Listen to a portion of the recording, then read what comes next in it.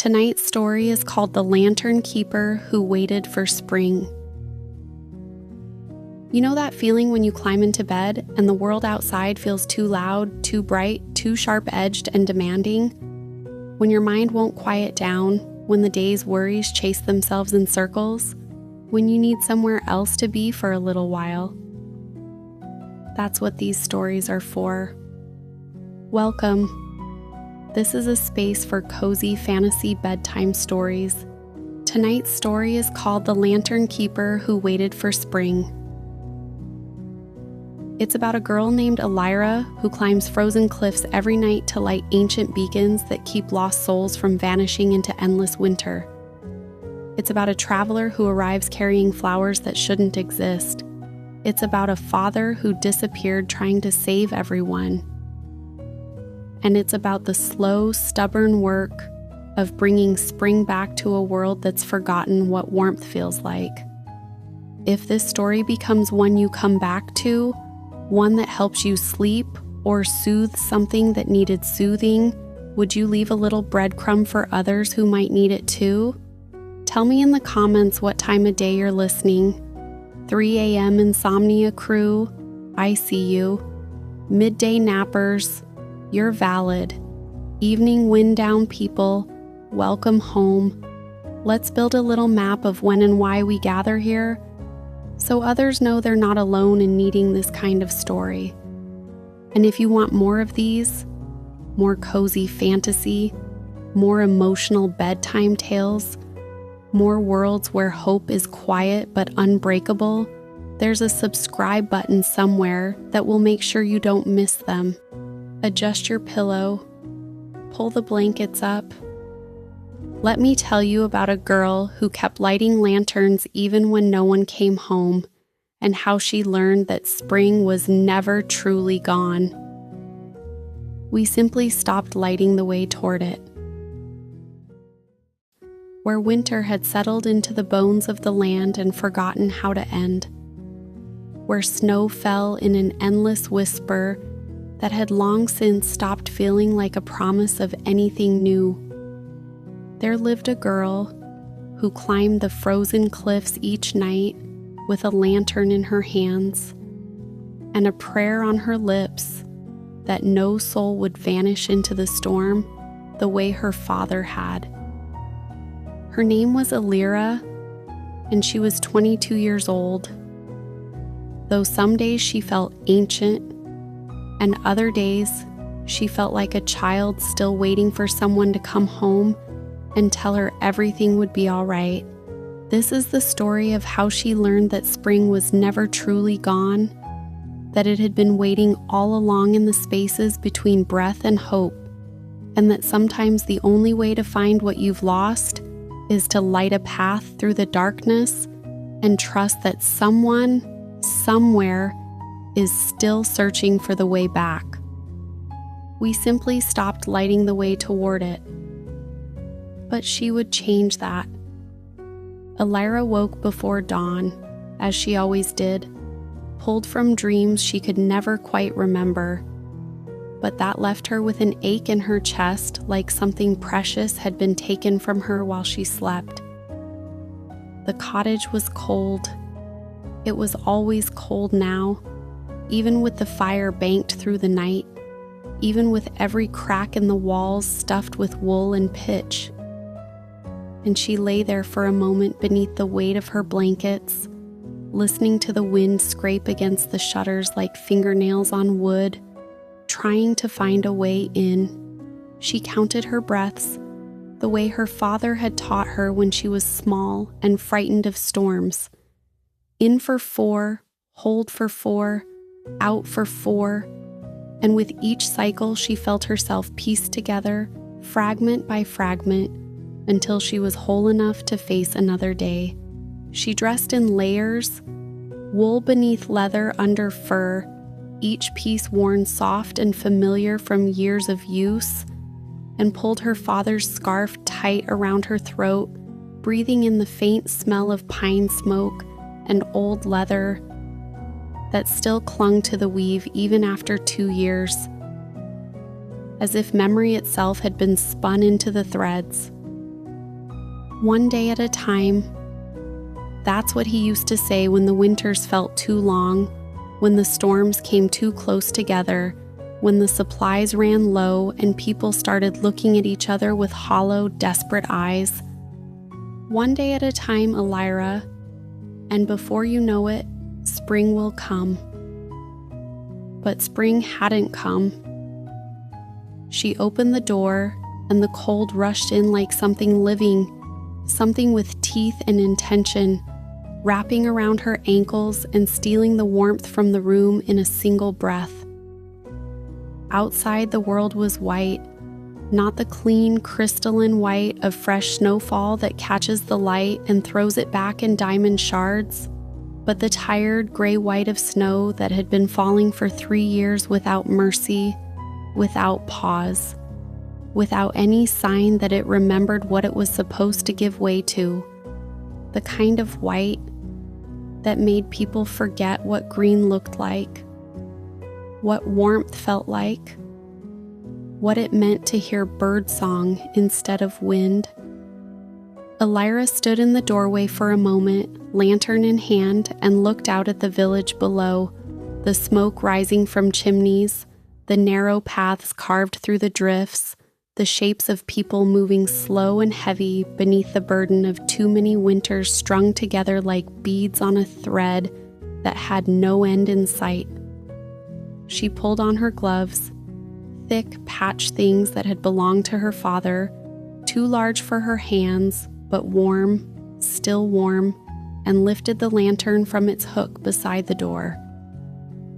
The lantern was old, older than the village, older than anyone could remember, its glass etched with symbols she didn't understand, spirals that seemed to move when you weren't looking directly at them, stars arranged in patterns that might have been constellations or might have been something else entirely, roads that curved and twisted like rivers seen from a great height. But she understood its purpose. She understood that without it, people died. She began to climb. The path up the cliffs was narrow and treacherous, carved into rock that was older than memory, and slick with ice that never melted, not even in what used to be summer, back when summer was still a word that meant something. Wind tore at her coat, whipped snow into her face hard enough to sting, tried to push her back down toward the village, as if the mountain itself didn't want her there, as if it knew what she carried and feared the light she brought. But her feet knew the way, had walked this path every evening for 2 years, through storms that should have killed her, through cold that bit down to the bone, through nights so dark she could barely see her own hands. And she climbed with the steady, mechanical grace of someone who had made peace with the possibility that one night she simply wouldn't come back down. She had walked this path with her father when she was young, small hand tucked into his large one, watching the way he moved with such certainty as if the mountain was an old friend who would never betray him. He had taught her the names of the beacons, the watcher, the guide, the promise, the shepherd, names that rang with purpose and weight, names that felt like prayers whispered into darkness.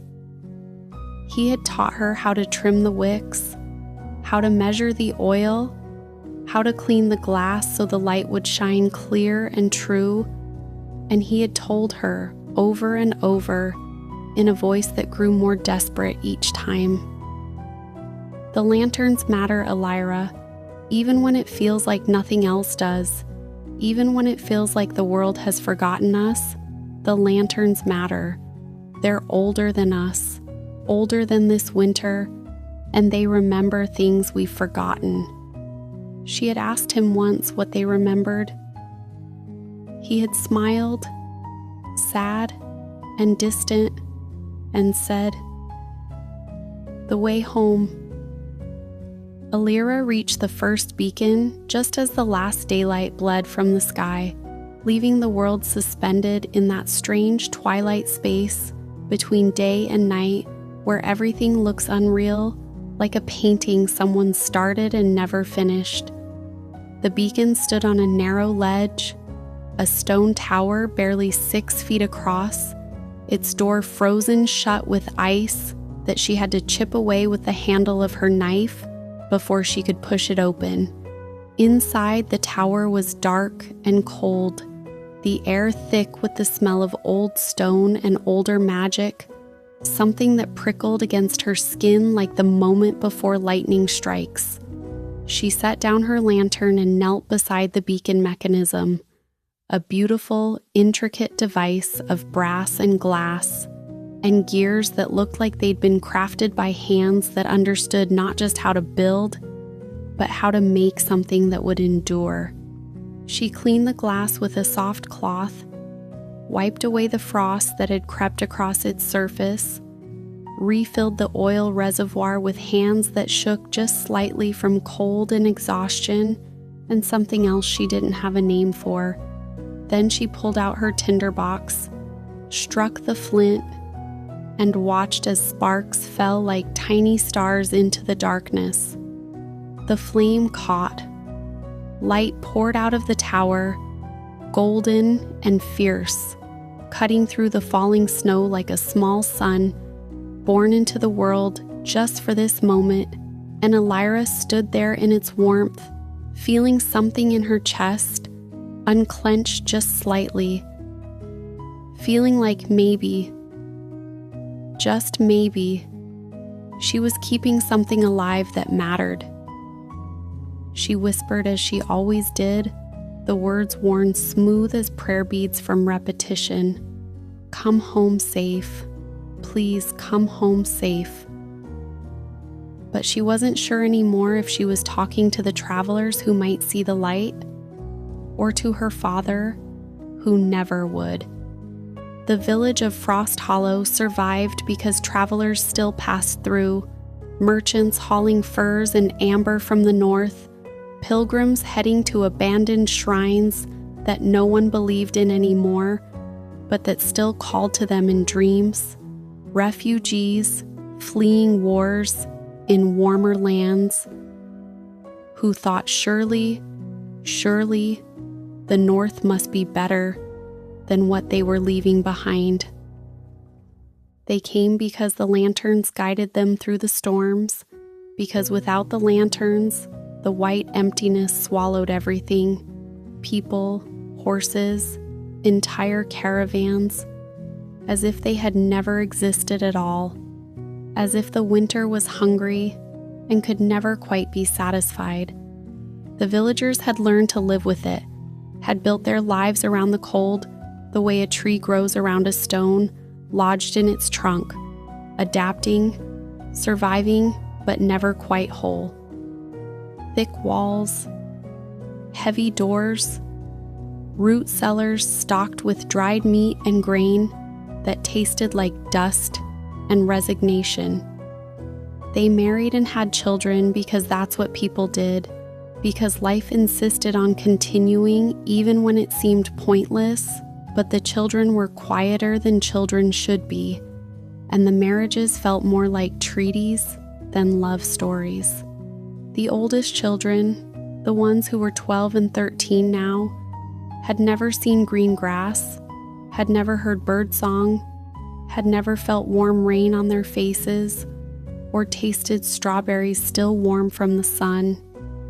And the adults had stopped hoping, had packed away hope like summer clothes they would never wear again, had learned to live in the small spaces between one breath and the next without expecting anything to change, all except Elira. She sat by the fire in the village tavern that night, hands wrapped around a cup of bitter tea made from bark and roots because real tea hadn't come through in months, and she didn't look up when old Marin settled into the chair across from her with a sigh that seemed to carry the weight of 100 winters. "You should stop," Marin said, and her voice was gentle, which somehow made it worse than if she'd been angry. "The lanterns won't bring him back, girl. They won't bring any of them back." Elira didn't answer, just watched the fire dance and flicker, watched the way the flames cast shadows that looked almost like people, almost like her father standing in the doorway with snow in his hair and that sad smile on his face. "Every night you climb," Marin continued, "and every night I watch you come back down, and every night you look a little more like a ghost yourself, like you're already halfway gone and just haven't noticed yet." Elira took a slow sip of her tea, felt it burn all the way down, and finally looked up. "The lanterns need lighting," she said simply. "The lanterns have always needed lighting," Marin said, and there was something sharp in her voice now, something that might have been fear. "And before you, it was your father, and before him, it was his father. And where did it get them? Your grandfather died on those cliffs. Your father vanished. And you..." She stopped, swallowed hard. "You're going to die up there, Elira. One of these nights you're going to slip, or the cold is going to be too much, or a storm is going to take you and you won't come back. And what will we have then?" Elira looked into the fire for a long moment, watching the embers pulse like a heartbeat, like something alive and hurting. "Then you won't have me," she said softly. "But you'll have the lanterns."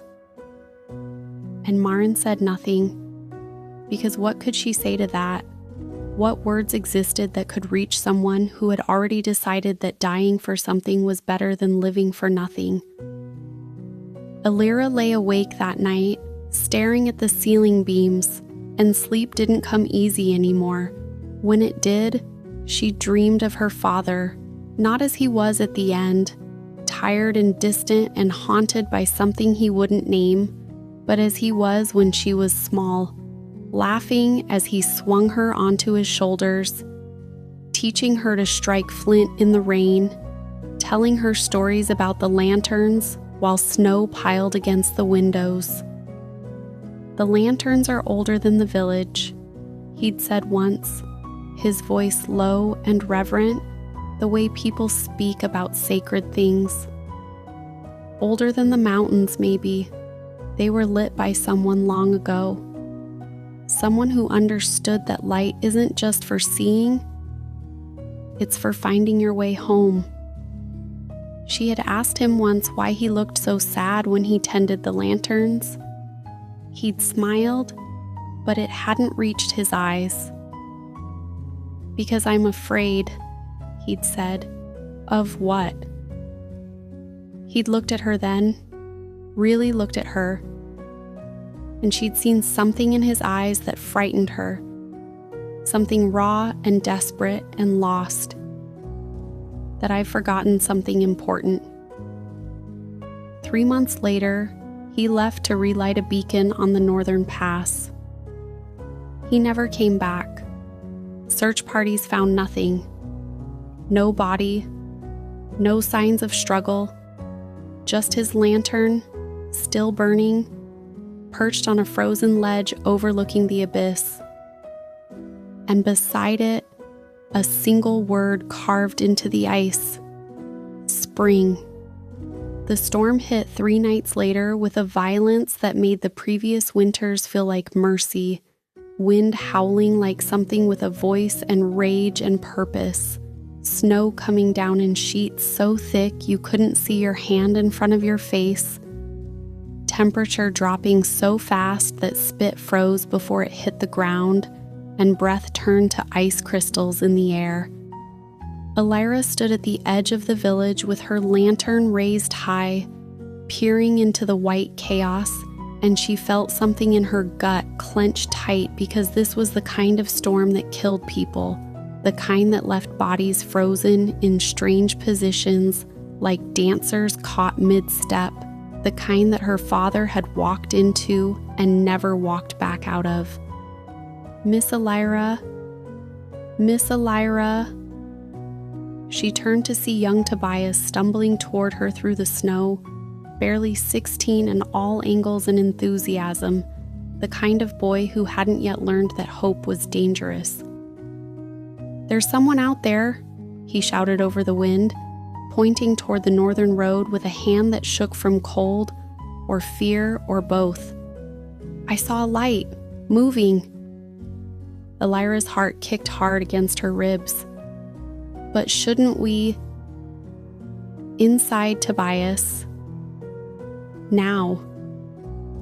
Tell Marin to prepare the hearth." She didn't wait to see if he obeyed, just turned and pushed into the storm, and it was like walking into a wall, like trying to move through something solid that didn't want her there.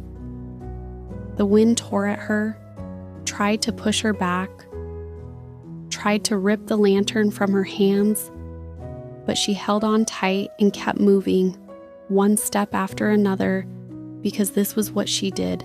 This was who she was. The girl who walked into storms to bring people home. Her father's daughter. She raised the lantern higher and squinted through the driving snow, and for a long moment she saw nothing, just white and more white, endless and suffocating. And then, a shape. A figure stumbling through the drifts, barely upright, moving with the desperate, jerky motions of someone who knows they're dying but refuses to lie down, refuses to let the cold win. "Here. I'm here." The figure turned toward her voice, took 3 more steps, and collapsed face first into the snow. Elira ran. By the time she dragged him into the tavern, half the village had gathered, drawn by the bell and the storm, and the human need to witness something, anything that broke the monotony of endless winter. The man, because it was a man, young, maybe a few years older than Elira, was more ice than flesh, his dark hair plastered to his face in frozen clumps, his beard crusted white, his lips blue, his fingers bent like claws around something he wouldn't let go of, even unconscious. They laid him by the fire, and Marin started barking orders, calling for blankets and hot water and the bitter tea that was better than nothing, and Elira knelt beside him and carefully, gently, pried his frozen fingers open to see what he'd been holding so desperately. Flowers. Not dried, not preserved, not even crushed. Fresh flowers with petals of pale blue and soft yellow, encased in a thin shell of ice, but still whole, still impossibly, heartbreakingly alive, still holding color in a world that had forgotten what color meant. The room went silent except for the crackle of the fire and the wind still raging outside, and Elira stared at these impossible things, these lies made real, and felt something crack open in her chest that she'd thought had frozen solid years ago. "Where?" someone whispered behind her. "Where did he get those?" But Elira couldn't answer, couldn't speak, could only stare at proof that somewhere, somehow, spring still existed. The man woke slowly 2 hours later, fighting his way up through layers of sleep and cold and pain, and when his eyes finally opened, they were gray, the color of storm clouds, the color of steel, the color of things that endured. He looked around the room with the careful attention of someone who'd learned not to trust safety, taking in the low beams, the crackling fire, the faces watching him with expressions that ranged from curiosity to suspicion to something that might have been hunger. Not for food, but for the story he carried, for the answers he might have. Elira handed him tea, and he took it with shaking hands, drank it down like he was trying to remember what warmth felt like, what it meant to be alive instead of dying. When he finally set the cup down, he looked at her, really looked at her, with eyes that saw more than they should, and said in a voice like gravel, "Thank you." "What's your name?" she asked. "Rowan." "What were you doing out in that storm, Rowan?" He was quiet for a moment, and she watched him choose his words carefully, the way people do when they know they're about to say something that will change everything. Then he reached into his coat, moving slow because everything hurt, because his body was still remembering how close it had come to forgetting how to move at all, and pulled out something wrapped in oilcloth, wrapped like it mattered more than his own life. He unfolded it with care that bordered on reverence. The flowers lay in his palm, still frozen, still impossibly fresh, and the room went utterly silent except for the fire and the wind and the sound of people forgetting how to breathe. "Where did you get those?" Old Marin asked, and her voice was barely a whisper, barely there at all. Rowan looked up, looked at each of them in turn, and said, "From a valley 3 days south of here, beyond the mountain pass, in a place where the snow has started to melt and the rivers are running again, and there's grass, actual grass, green and new, pushing up through the frost." Someone gasped. A chair scraped. Someone stood abruptly. "That's impossible," someone said. "I saw it," Rowan insisted quietly. "There's nothing beyond the pass," another voice said, and there was anger in it now. The anger of someone who's been hoping for too long and can't afford to start again. "Just more winter, just more death. That's all there is." "No," Rowan said, and his voice was soft, but it carried weight, carried certainty, carried the kind of truth that people spend their whole lives searching for. "There's spring. I stood in it. I felt sun on my face that was actually warm. I heard water that wasn't frozen.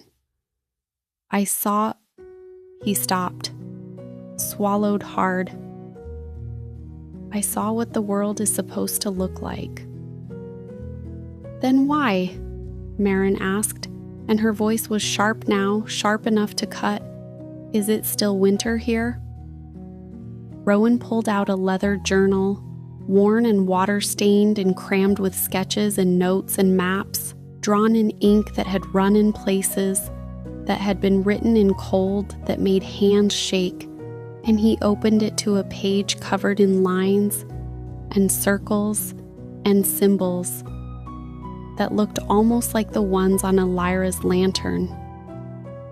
"Because," he said, "the storms aren't natural." "I'm a map maker," Rowan said, and his fingers traced the lines on the page with the kind of intimacy that comes from spending months, maybe years, staring at the same marks until they're more real than the world around you. "I travel, I chart old roads, forgotten places, ruins that don't appear in any modern records. And 6 months ago, I started noticing something strange." He flipped to another page, this one showing a rough sketch of the continent, and across it he'd drawn lines, thick, dark lines that curved and intersected like a spider's web. "The storms," he said, "they're connected. Not just weather patterns, something else, something deliberately wrong, like a mechanism that's been broken and is now running backwards, undoing itself." Elira leaned closer, and she felt something in her chest tighten, because the lines on his map, the way they curved and spiraled, looked exactly like the symbols etched into her lantern's glass. "And at the center of the web," Rowan continued, flipping to another page covered in small, carefully drawn circles, each one marked with a name written in script so old it was hard to read, "are these beacon lanterns, Elira whispered.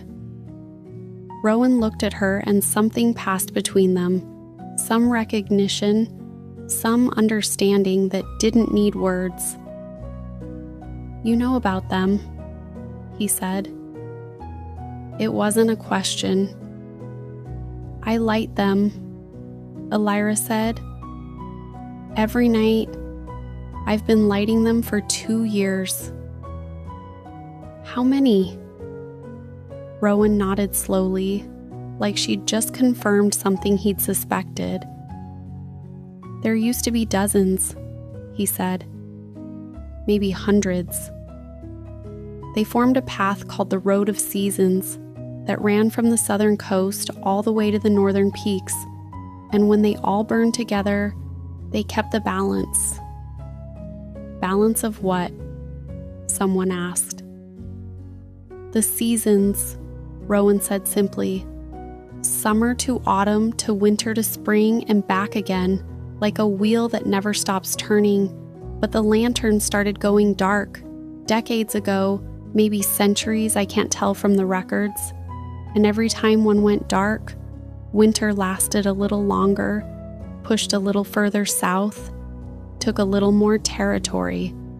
He looked around the room at faces that had gone pale, at people who were finally understanding just how fragile their survival had been. "And now," he said, "most of them are gone. The road is broken, and winter—" He gestured toward the window, toward the storm still raging outside. "Winter doesn't know how to leave anymore." The silence that followed was heavy, suffocating. The weight of hope deferred too long, suddenly crashing down on people who'd learned to live without it. Then Maren spoke, and her voice was tired, so tired, aged by winters and loss and disappointment. "Even if that's true," she said, "the highest lanterns have been dark for generations. No one's climbed that far north in 50 years. Maybe more." Elira stood. The chair scraped against the floor, loud in the quiet. Everyone turned to look at her. "Someone did," she said, and her voice shook but held. "My father. 2 years ago, he went to relight the last beacon, the one at the summit." She looked at Rowan, and in his eyes she saw understanding, saw sympathy, saw the thing she'd been dreading. "And?" he asked gently, though he already knew, though they all already knew. Elira's throat tightened until it hurt to breathe. "He didn't come back." Elira stood outside the tavern as the sky began to lighten from black to deep blue to that pale gray that wasn't quite dawn but was close enough to count, and she stared north toward the mountains that rose like teeth against the horizon, jagged and merciless, and beautiful in a way that made your chest ache. She didn't hear Rowan approach, but she felt him, felt the way the air changed when another person stepped close enough to share warmth. He didn't say anything at first, just stood beside her and looked at the same mountains. And she appreciated that about him. The way he understood that sometimes silence was better than words, that sometimes the only thing you could offer someone was the gift of not being alone. "You're going," he said finally, and it wasn't a question. It was simply an observation, a recognition of something he'd already seen in the set of her shoulders, in the way she looked at those mountains like they were a promise she'd made and intended to keep. "I have to," Elira said, "because of your father, because of the lanterns." She paused. Both, she admitted quietly. Rowan nodded, as if this made perfect sense, as if risking your life to finish what someone else started was the most reasonable thing in the world. "Then I'm coming with you," he said. Elira turned to look at him, really look at him, at this stranger who'd stumbled out of a storm carrying flowers and maps and theories about broken seasons, who had every reason to rest, to recover, to head back south toward the spring he'd found and never come back to this frozen wasteland. "Why?" she asked. "You don't owe us anything. You don't owe me anything. You could leave. You could go back to your valley and your flowers and your sunlight." Rowan was quiet for a long moment, and when he spoke, his voice was soft, almost hesitant, like he was admitting something he'd been trying not to say. "Because I've been traveling alone for 3 years," he said. "Mapping roads that no one walks anymore, documenting ruins that no one remembers, sleeping in empty buildings that used to be full of life, and He stopped, took a breath that shook slightly. "I'm tired of being alone," he finished. "And maybe that's selfish. Maybe that's not a good enough reason, but it's the truth. And maybe..." He looked at her, and his gray eyes held something raw, something honest. "Maybe we're not supposed to do the hard things alone." Elira felt something in her chest unclench, felt a warmth that had nothing to do with the lantern or the rising sun. "Okay," she said simply. "Okay. Okay. We leave at first light tomorrow. We follow the beacon path all the way to the summit. We relight every lantern we find." Rowan smiled, the first real smile she'd seen from him, and it transformed his face, made him look younger, made him look like someone who still believed the world could be saved. "Deal," he said. They left Frost Hollow before dawn the next day, packs on their backs and determination in their steps, and half the village came out to watch them go, standing silent in the cold, with expressions that held everything from hope to pity to resignation. Old Marin pressed a package of food into Elira's hands, dried meat and hard bread and a small flask of something stronger than tea, and whispered, "Come back," with such fierce insistence that it almost sounded like an order. "I'll try," Elira said, because she couldn't promise, because promises felt dangerous when you were walking toward the thing that had killed your father. They walked north. The first beacon was 3 miles from the village, a stone tower half buried in drifts that had accumulated over decades, and they reached it just as the sun finally broke over the horizon, pale and weak, and offering no warmth, but at least offering light. Inside, everything was covered in dust and ice, and spiderwebs frozen solid, but the mechanism was still intact, still waiting, as if it had known that someday someone would return. Elira cleaned the glass, with hands that remembered how, muscle memory built over hundreds of nights, and Rowan knelt beside her with his journal open, reading names that had been written there so long ago the ink had faded to almost nothing. "The Watcher," he said softly. "That's what this one was called." "What did it watch for?" Elira asked. "Travelers," Rowan said. "Lost souls. People who'd forgotten which way was home." Elira struck the flint, and the flame caught with a sound like a sigh of relief, and light poured into the tower, golden and warm and alive. They stood there for a moment, watching it burn, and Elira felt something shift inside her, something that might have been hope, or might have been grief, or might have been both wound together so tightly she couldn't tell them apart anymore. "One down," Rowan murmured. 14 to go, Elira said. They walked.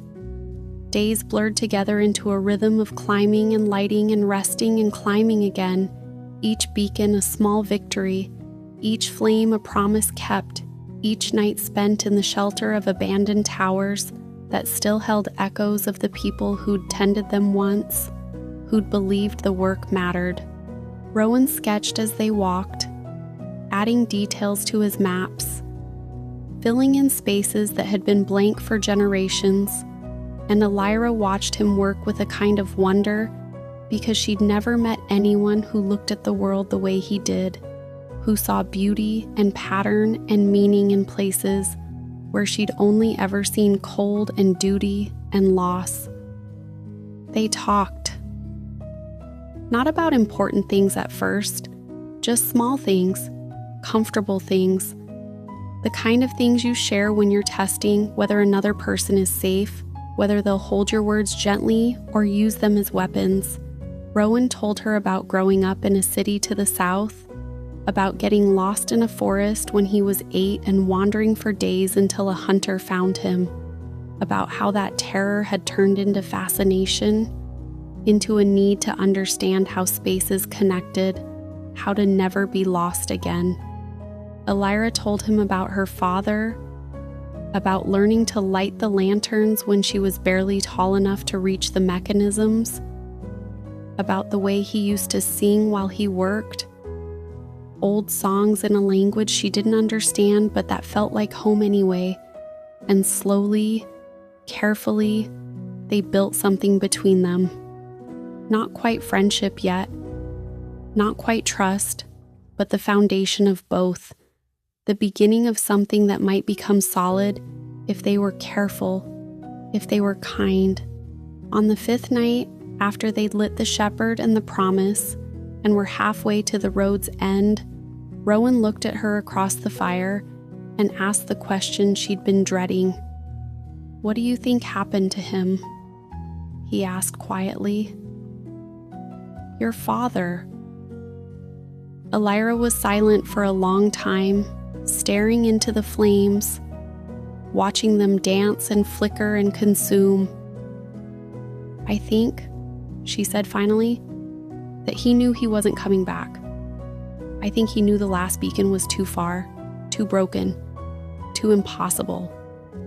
But he went anyway. Why?" She looked up and her eyes were bright with tears she refused to let fall. Because someone had to try. Rowan reached across the fire and took her hand, and she let herself hold on to something solid and warm and alive.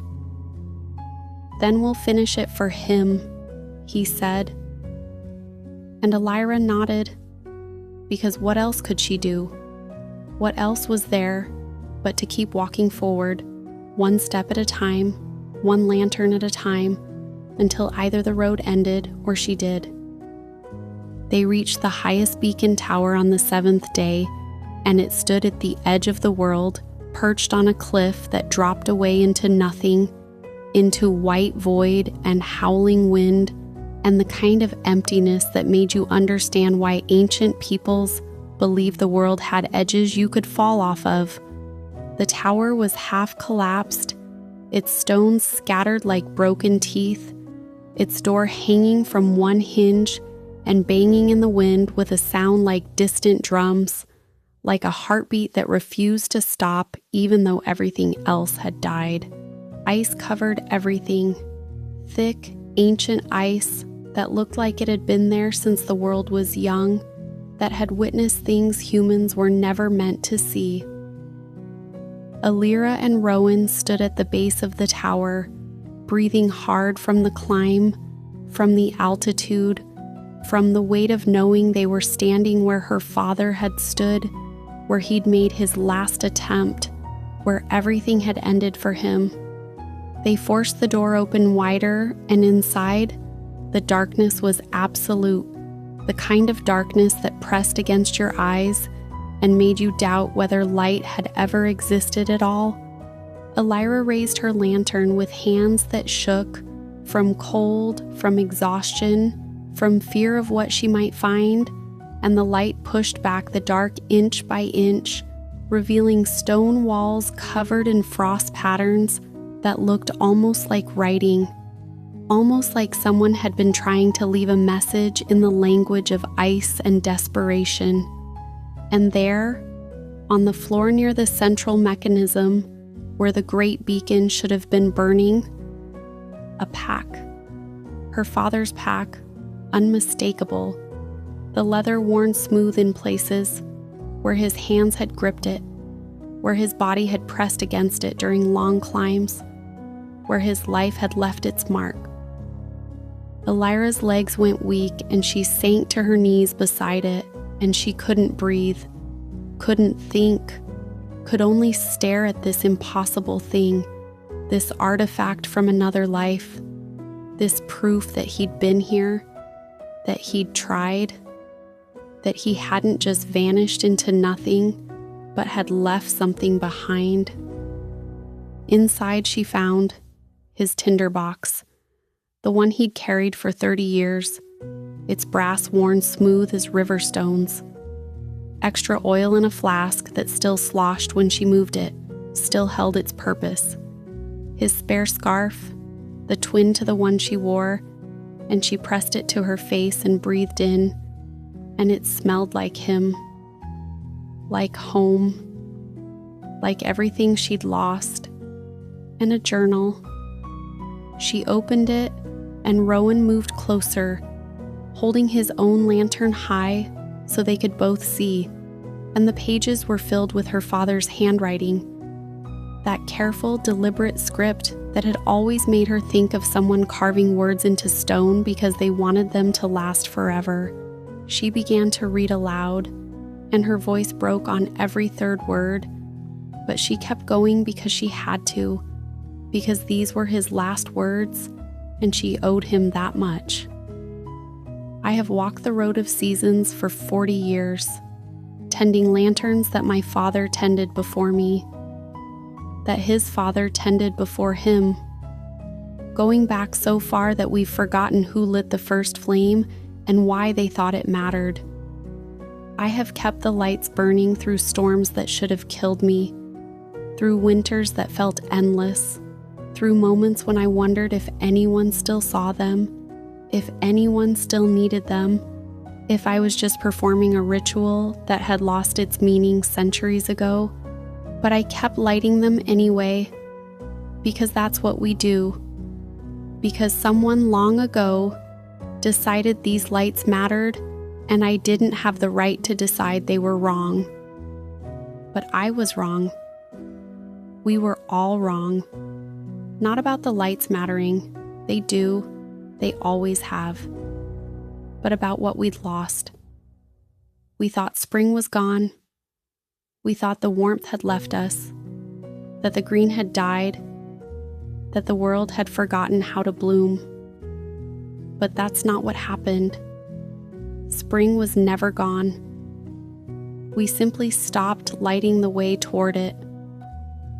Elira's hands shook so hard she could barely hold the journal, but she turned the page, and the next entry was shorter, written in a hand that had started to lose control, that had been fighting cold and exhaustion and maybe something else. The final beacon is broken, glass shattered, mechanism frozen. I don't have the tools to fix it, don't have the strength. The cold is in my bones now, in my blood, and I can feel it pulling me down, pulling me towards sleep that I know I won't wake from. But someone will come after me. Someone always comes. Someone always keeps walking even when it seems pointless, even when it seems impossible. That's what we do. That's what it means to be human. And then at the bottom of the page, in letters that looked like they'd been written with the last of his strength.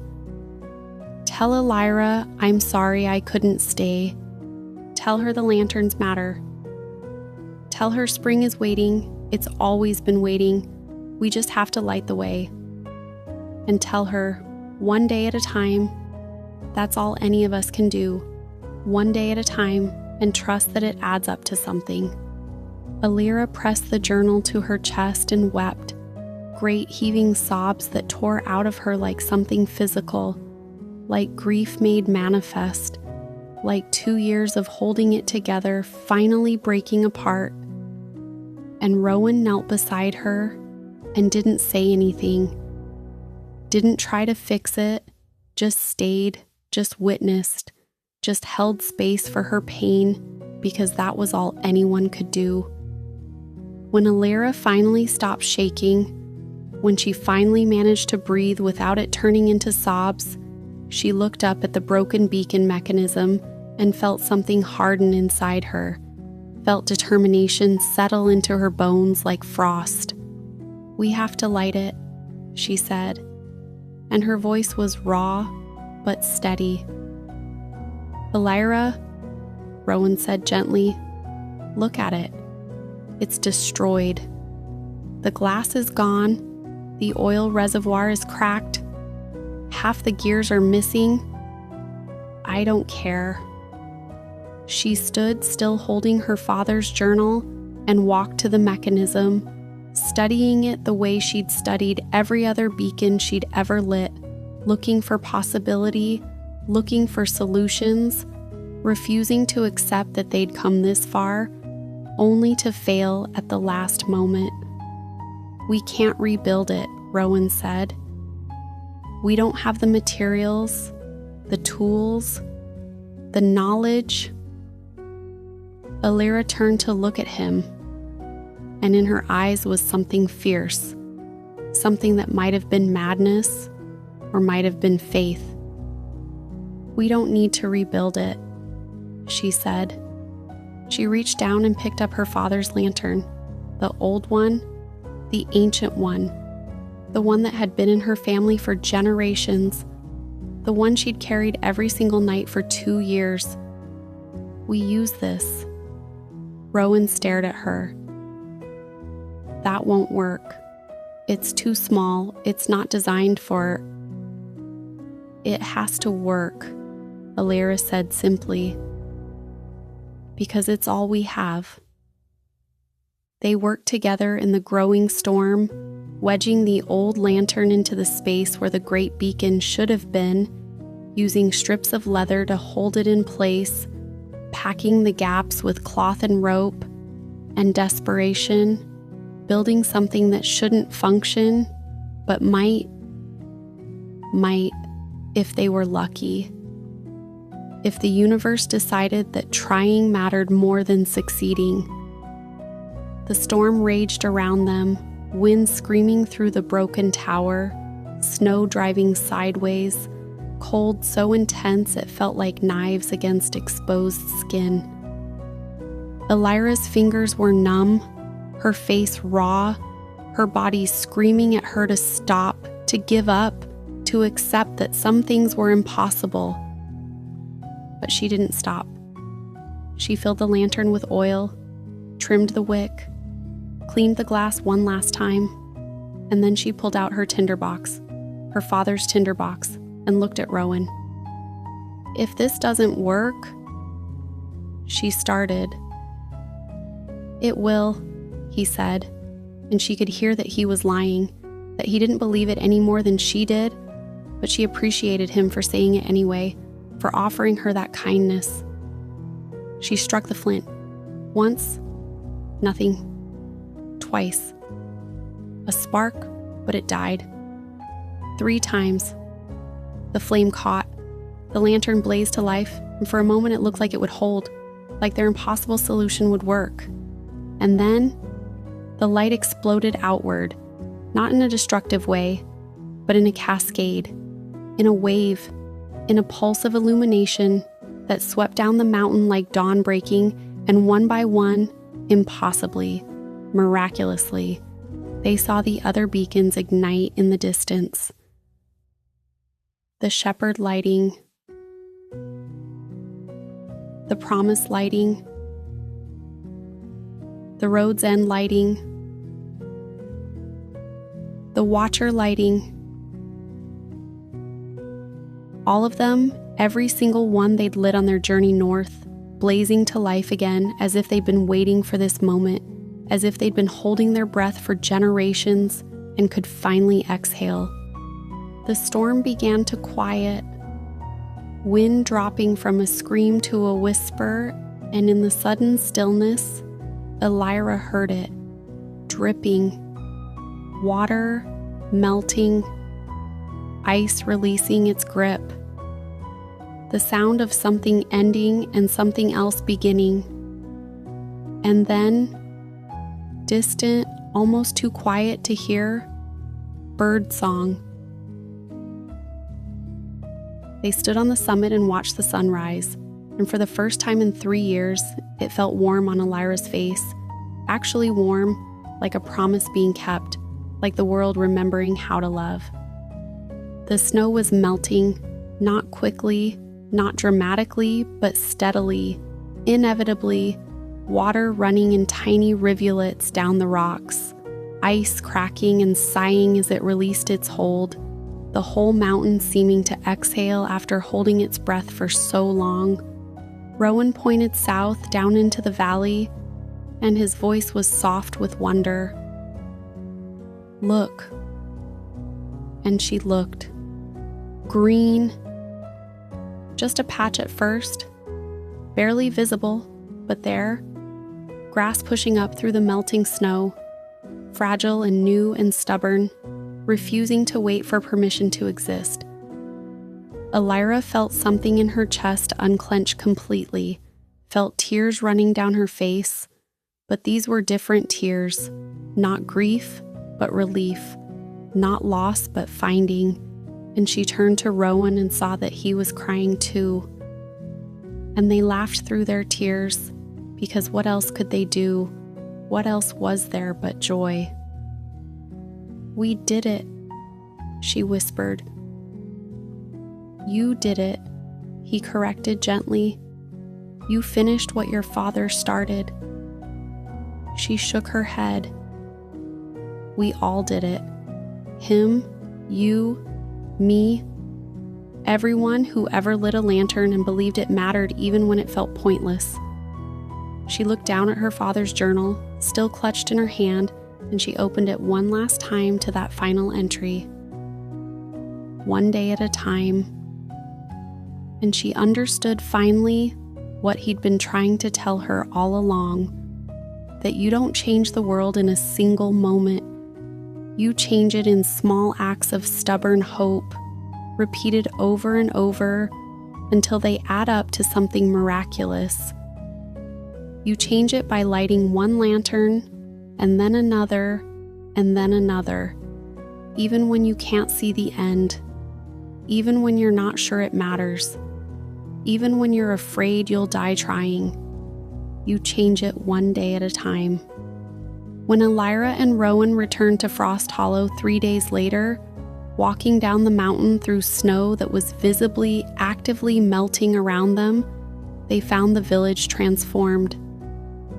Not in structure, the buildings were the same, the walls the same, the paths the same, but in feeling, in the way people moved, in the way they looked at the sky as if seeing it for the first time, as if the world had been reborn, and they were learning how to live in it. Children ran through the streets splashing in puddles that hadn't existed yesterday, shrieking with laughter that sounded like music, like the first notes of a song that had been silent too long. Adults stood in doorways with tears streaming down their faces, holding each other, saying nothing because there was nothing to say, because this thing they'd stopped daring to hope for had happened anyway. Old Marin stood in front of the tavern, and when she saw Elira, she made a sound that was half sob, half laugh, and she opened her arms, and Elira walked into them, and they held each other while the snow melted around them. "You did it," Myron whispered. "You actually did it." "One day at a time," Elira said softly, and she felt her father in those words, felt him standing beside her, felt him smiling.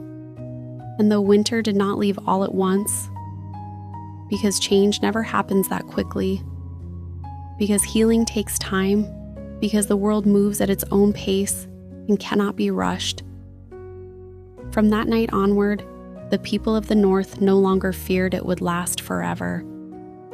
Because they had learned what Elira's father had known all along, what every person who lights a lantern in the darkness understands in their bones.